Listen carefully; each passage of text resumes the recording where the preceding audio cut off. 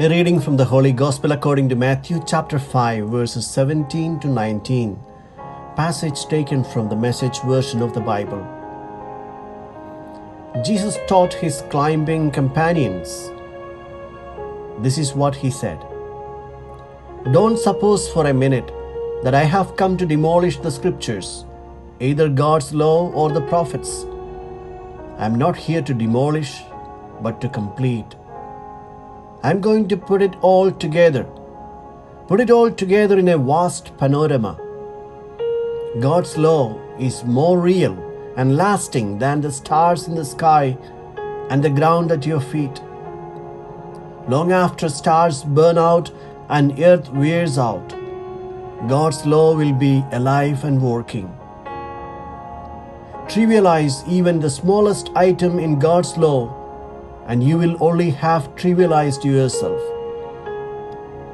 But take it seriously. Show the way for others, and you will find honor in the kingdom. The Gospel of the Lord.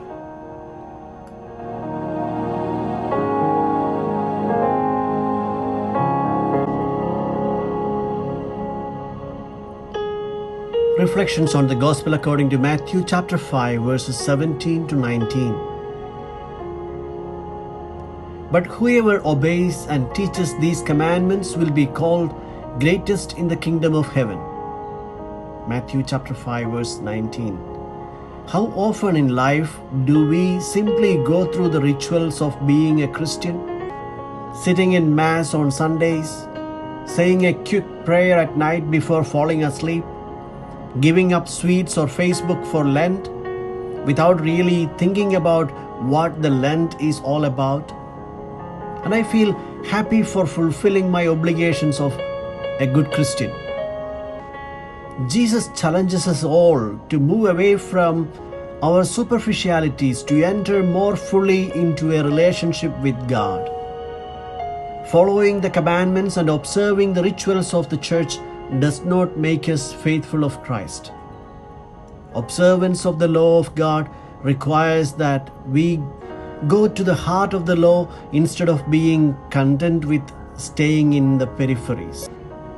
Is there a hypocrite in me when I profess to be a Christian but ignore and forget the commandment of Christ to love my fellow brethren?